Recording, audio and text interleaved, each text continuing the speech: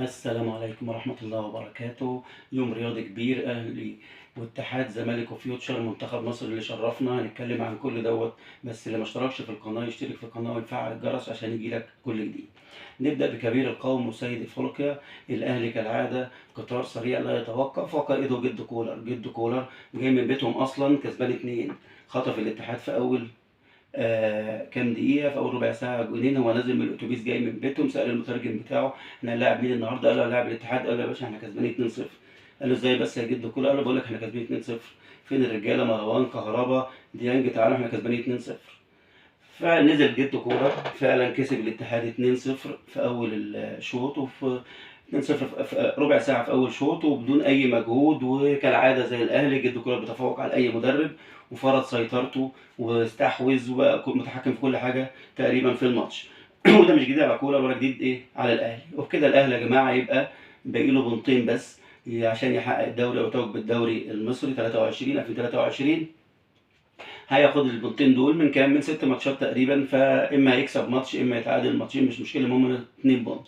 وطبعا ده في حاله لو بيراميدز يوم الاثنين كسب سيراميكا، يبقى في الحاله دي خلاص الاهلي هيتوج بالدوري رسميا. لكن اذا حصل العكس وسيراميكا كسب بيراميدز، يبقى هنستنى الماتش القمه اللي هو يبقى ماتش قوي طبعا من الاهلي والزمالك، لان الزمالك لسه كسبان ماتشين ورا بعض، فمعنوياته مرتفعه، ومعاه مدرب كويس جدا اللي هو اوزيريو، وده مدرب كويس بس محتاج وقت ومحتاج لعيبه غير دي. فان شاء الله الماتش هيبقى قوي، هنستمتع بالماتش كويس. عاوزين بس نقول ان محمد فخري ادى ماتش كويس جدا بالمناسبه، محمد هاني، محمد الشناوي طبعا 11 ماتش كلين شيت، مش محتاجين نتكلم عليه. فالناس دي ادت، بس محمد فخري خاصه كنت عاوز اتكلم عليه لان احنا انتقدناه، لكن هو ادى كويس في الماتش ده فعلا. حاجه تانية بقى جد كولر، احنا قلنا ان خالد عبد الفتاح مش هو علي معلول، فما ينفعش العبه مكان علي معلول اصلا، لانه كده كده مش هيعمل اوفرات كويسه ولا اي حاجه. يبقى احنا عاوزين بديل لعلي معلول. لو عاوز تريح علي معلول يبقى محتاج بديل لعلي معلول. حاجه تانية بقى يا جدو، قلنا لك يا جدو في الفيديو اللي فات لو حد فاكر، انا قلت ان طاهر محمد طاهر مش عارف يرجع لمستواه. طاهر محمد طاهر احنا لو ما رجعش لمستواه، اقترحت انا في الفيديو اللي فات احنا هنعمله مستشار احتفالات. يعني جدو كولر يجيب له كام فوطه بيضه كده، وكل ما نكسب ماتش الاهلي يكسب ماتش، تعالى يا عم طاهر اعمل لنا احتفال حلو. ده لو احنا عاوزين نكسب ماتشات، او بس ما نزلش طاهر. المهم لكن احتمال يرجع لمستواه، ما نعرفش يعني. هو لاعب كويس بالمناسبه، بس هو فعلا مش عارف يرجع مستواه، مش عارف يقنع كولر ولا يقنعنا احنا كمان. ده بالنسبه لماتش الاهلي.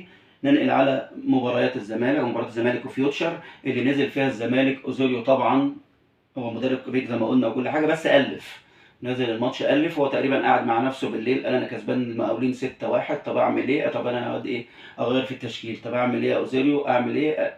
في دماغه كده قال لك طب خلاص انا لاعب انضاي مكان فتوح، ولا والعب بمنسي والجزيري، وفين يعني عاوز تلعب سيسي؟ تعالى انزل العب.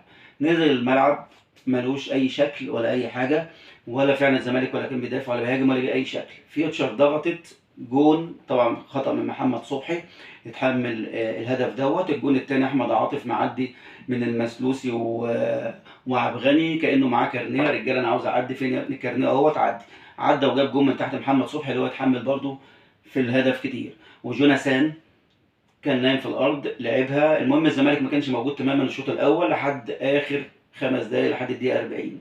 الدقيقه 40 الزمالك، او مش الزمالك بقى، زيزو فاق. وزيزو طبعا زي ما احنا عارفين حاليا من احسن اللعيبه في مصر. فاق. ولو قلنا زيزو يبقى الزمالك، لانك لو شلت زيزو من الزمالك بيقل خطورته كتير قوي. فزيزو فاق، في هدف التعادل رجعوا تاني. وطبعا ده جنش اداهم هديتين. طبعا جنش قال لك انت بتضيع محمد الصبح وبتغلط، خلاص انا كمان هغلط. طب يا عم هتعمل ايه؟ لا انا كمان هغلط، انت كسبتونا 2 فانا هديهم كمان هديه 2. وجنش فعلا يتحمل الجونين اخطاء. يبقى الابطال الماتش ده كان الحارسين محمد صبحي وجنش. ده ادى هديتين وده ادى هديتين، طلعوا تعادل في الشوط الاول 2-2. نزل طبعا فيوتشر والزمالك الشوط الثاني، كان ايزوريو بقى عارف اللي فيها، مسك الورقه بتاعته، يا واد ايه اللي انا عملته دوت، وحس بغلطه.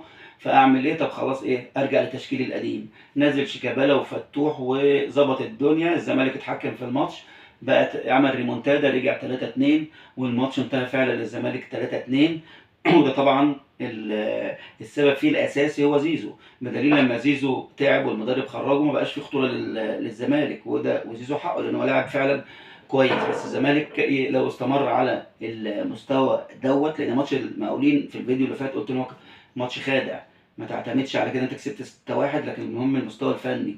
في بعض اللعيبه في الزمالك ما ينفعش تلعب في الزمالك لان المستوى الفني اقل من كده. فلكن هم رجعوا تاني في ماتش فيوتشر، فعشان كده ماتش القمه ان شاء الله الزمالك هيرجع بمعنويات كويسه. عاوز يصالح جماهيره، طالع بموسم صفري مفيش بطولات، فعاوز يصالح جماهيري.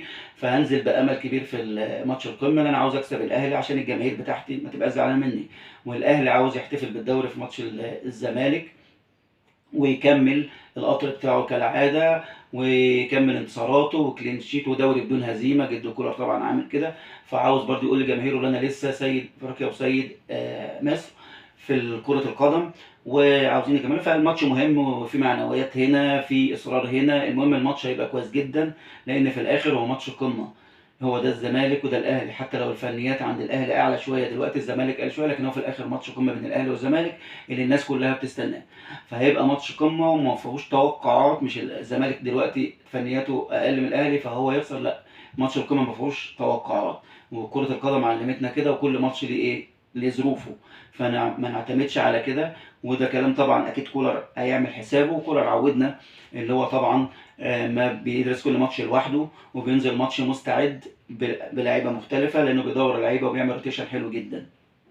بدليل ان كل اللعيبه اللي بتنزل في ماتش الاهلي بتلاقي مستوى هو تقريبا، اللاعب اللي بيطلع اللي نازل مستواه زي اللي طالع بالظبط، فبالتالي ما بيتاثرش الفريق.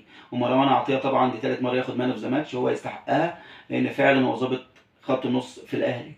فماتش الاهلي مع الاتحاد، وكلمنا عن ماتش الزمالك مع فيوتشر. نيجي بقى لمنتخب مصر اللي هو فعلا شرفنا برغم الهزيمه، لكن هو شرفنا. ولولا الطرد في الاول كان ممكن يكسب منتخب المغرب، ودي بشهاده العالم كله، بشهاده كل اللي اتفرج على الماتش. بدليل ان عندنا حمزه علاء الحارس الاهلي خد احسن حارس، ابراهيم عادل خد احسن لاعب في البطوله. وده يقول لك ان عندنا لعيبه كويسه جدا، وعندنا اساس كويس جدا فيما بعد نبني عليه. بس احنا نبني عليه في المستقبل، ما نجيش بقى نمشي اللعيبه دي واحد ورا التاني ونجيب لعيبه تانيه ما بتعرفش تستلم وتسلم. فمنتخب مصر لا، ان شاء الله منتخب مصر لو اعتمد على اللعيبه دي فيما بعد، والمدرب ده بالمناسبه كويس، وهيعمل قاعده كويسه لمنتخب مصر فيما بعد ان شاء الله.